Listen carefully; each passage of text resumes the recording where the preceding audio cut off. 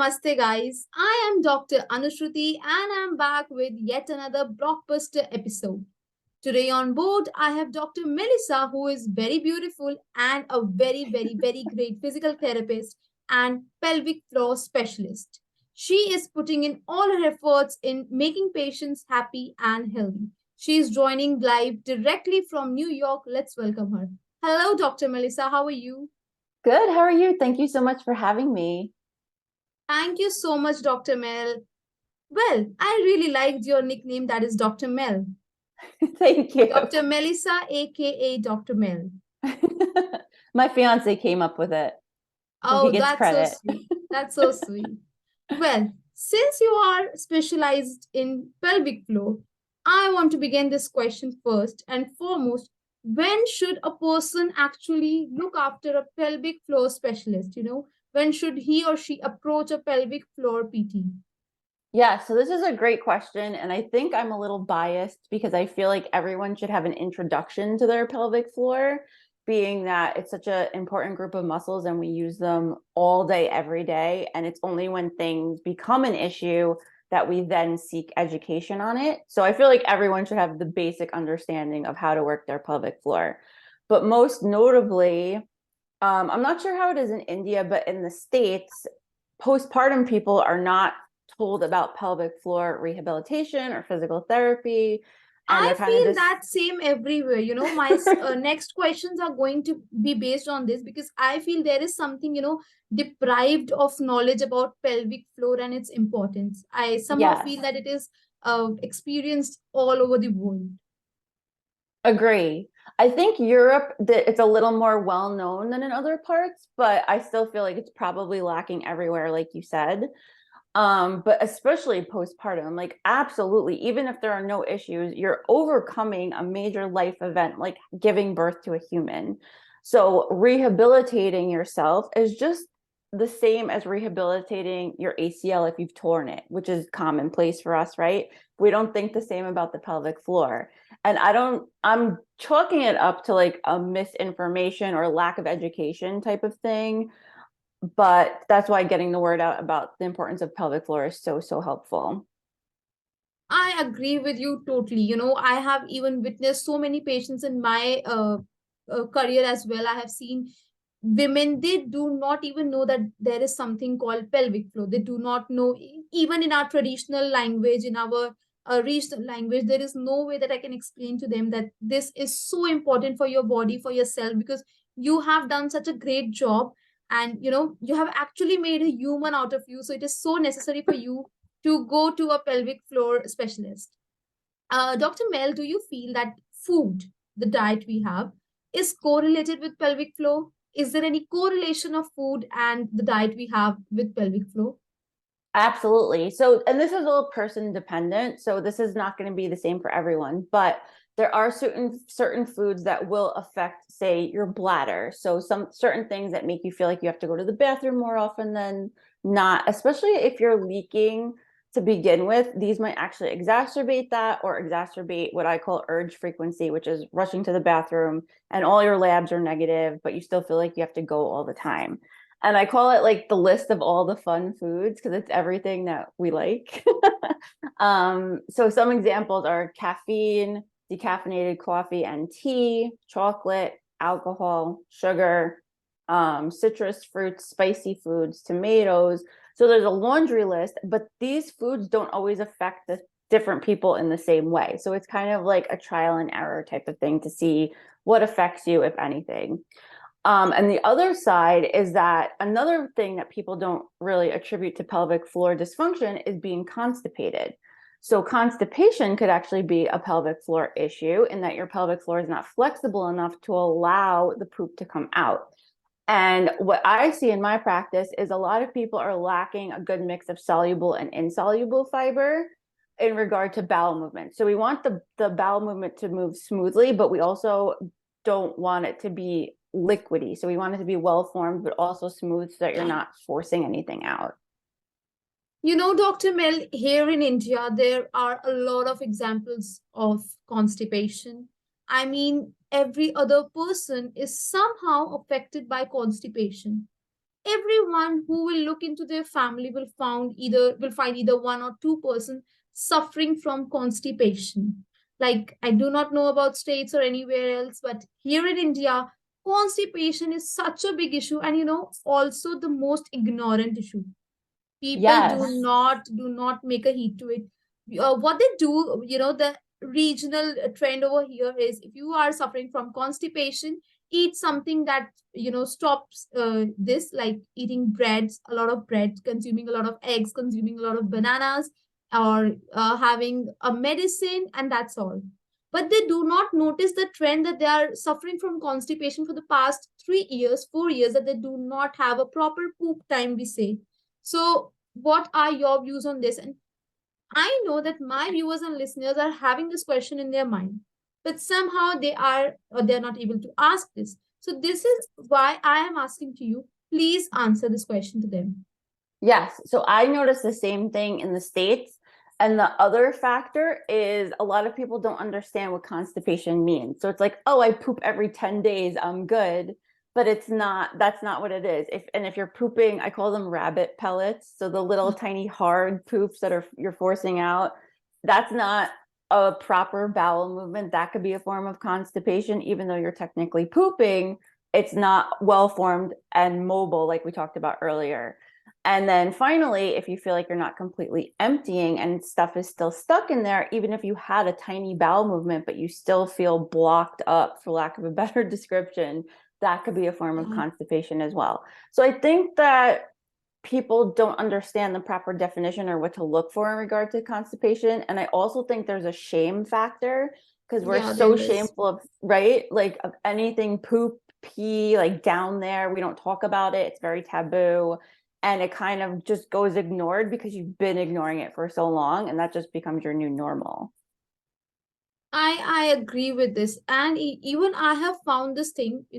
Now talking to you, speaking to you, I find this very common everywhere, that this is actually considered as a taboo.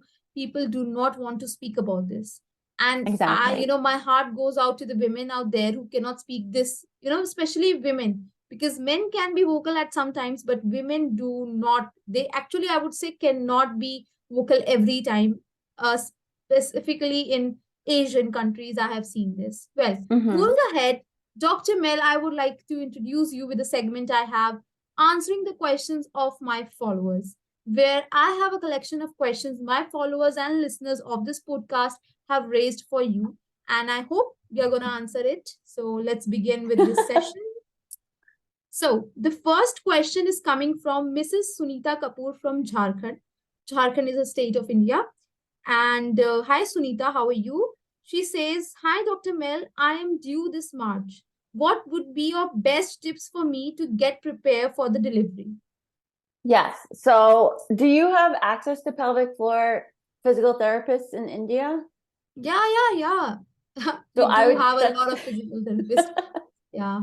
good. So, like, that's my first and foremost thing, is to see, even if it's just for one session, they can assess you, they can see how you're moving. The main things we want to be concerned with in pregnancy is moving well. So we want hips moving well, back moving well. We want your deep core to know what it feels like to engage it rather than suck it in. So your deep ab muscles play very closely with your pelvic floor. So we want to make sure both are very well conditioned to help carry you through the pregnancy and then have a relatively easy birth. I know that's easier said than done, and it doesn't always happen. But on the flip side of that, we want to make sure that the pelvic floor is flexible. So a lot of us are so determined to have a tight pelvic floor, and all we hear about are Kegels. But especially when you're giving birth, and especially if you're having a vaginal delivery, you want those muscles to be flexible to allow the baby to come through. If they're tight, you're going to have a more difficult time giving birth vaginally than if they were able to achieve that flexibility. So learning how to inhale, getting breath to fill your ribs, getting breath deep down into your lower abs. Another thing is, if you are giving vaginal delivery, when you're pushing, not to hold your breath. So that's a big one. Like, make sure that you're inhaling well, exhaling well. On the exhale, you're giving your push and you're not pushing for dear life. Those are like the ones that come to my brain right away. And the other thing is staying well hydrated. So a lot of Yeah. pregnant people don't drink enough water. We need that for good tissue motility and good tissue performance.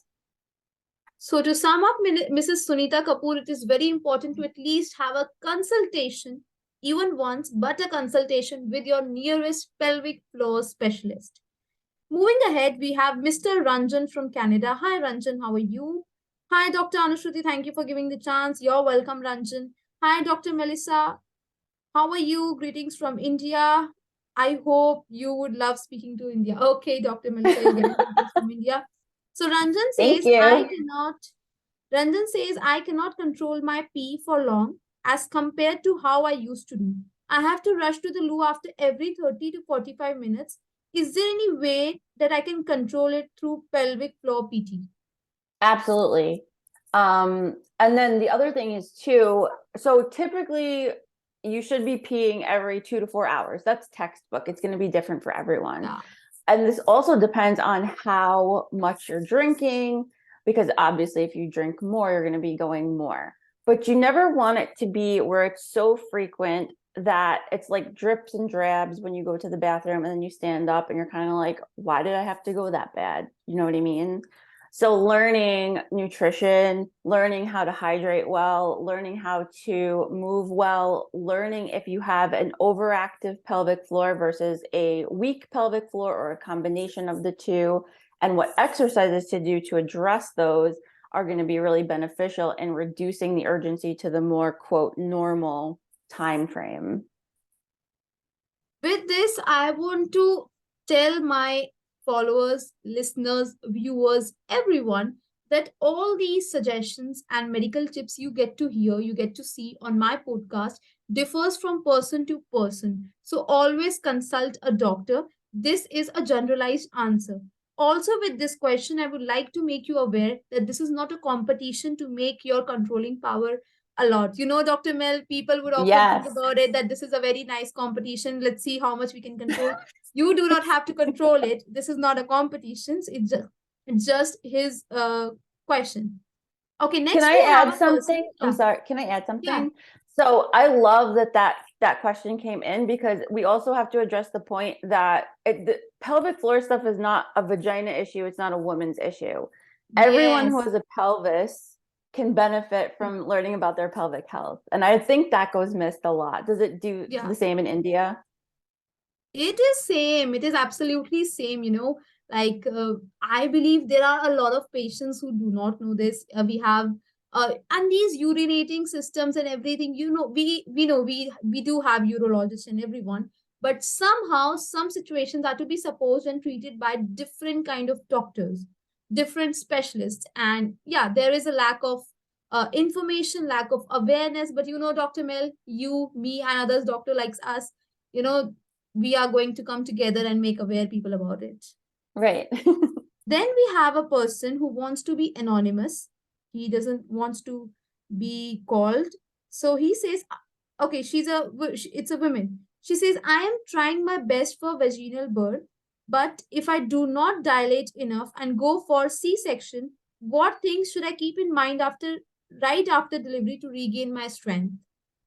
Yes. So as early as you can, this something I see a lot is when people have a C-section, they dissociate themselves from that part of their bodies. They don't want to look at it, they don't want to touch it. And With just this, I would like to let you know one thing here in India, because I have seen in other countries, especially in America, in Europe, I have seen, doctors usually prefer going with vaginal birth. Like C-sections are very rare over there. But in mhm. India, let me tell you that it is an equal proportion.